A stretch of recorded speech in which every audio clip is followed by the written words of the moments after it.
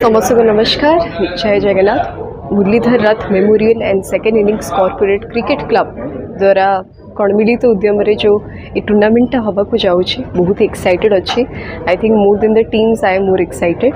गोटे बहुत बड़ कथा कि ये गोटे स्कोप दबा गोटे इनिशिएटिव नवा गोटे छोट जिनस नुह। बहुत बहुत धन्यवाद जनइबी मो सेक्रेटरी मानस भाई को एवं जीसीसी प्रेसिडेंट देवप्रसाद भाई को तांकर ये जो इनिशिएटिव से मैंने बहुत सारा टैलेंट्स मान को सुजोग दौरान जो मैंने क्रिकेट को निज कैरियर करेंगे चाहूँगी। आई थिंक आठू बड़ अपॉर्चुनिटी आ कि नुहे।